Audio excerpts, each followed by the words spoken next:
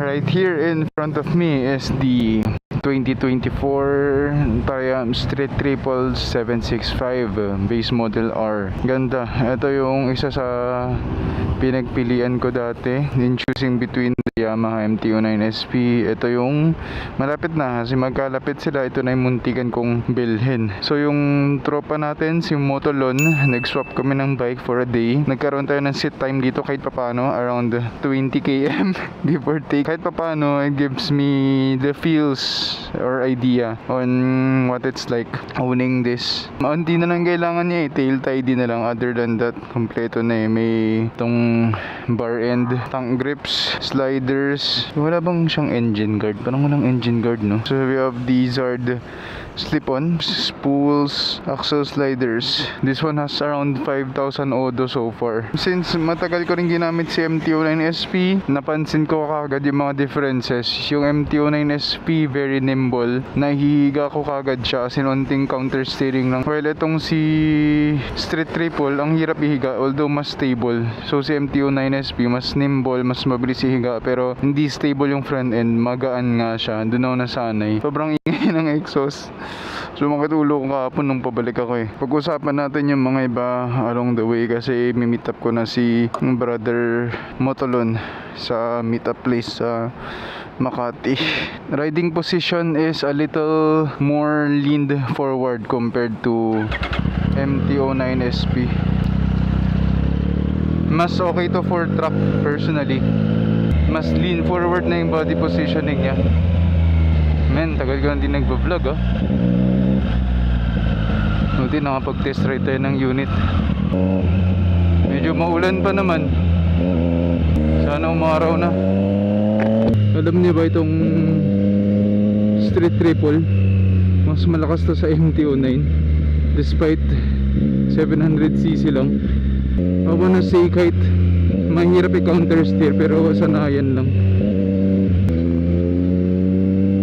Sobrang stable. Gets ko na. Sobrang stable nga niya talaga.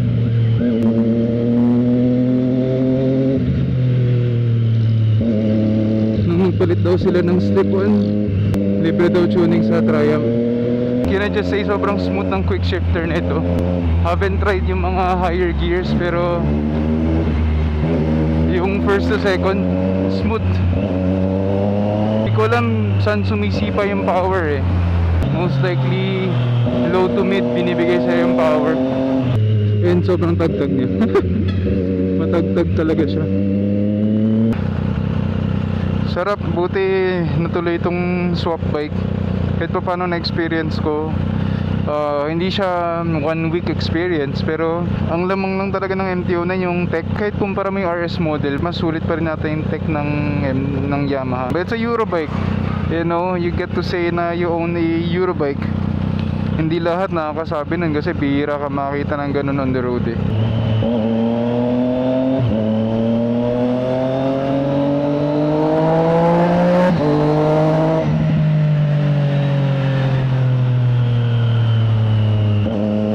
As kung napansin nyo, kapag bumabomba ako, meron siyang slight whistle. Natutuwa ako dun sa sound na yun May unting whistle siya sa engine.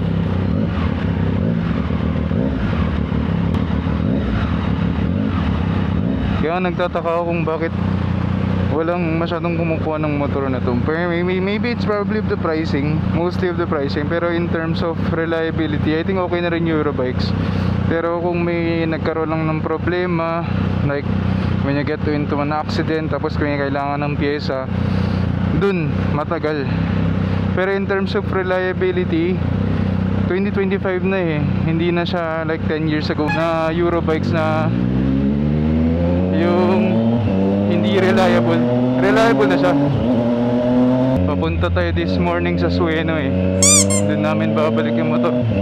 The more I drive it, the more na mas nagustuhan ko yung pagka-stable niya. It goes to show na sobrang unstable pa rin yung front end ng MT-09 dito na tayo sa bagong bukas na Makati. Sa Makati tayo na Sueno Coffee. Nararamdaman ako when coming to a stop. May nararamdaman ako nagkiklik pa minsan. Ano raw kasi yun para di ka mabilis mamatayan. May ganun yun eh. I felt it a few times. Oh, dito na si Jericho.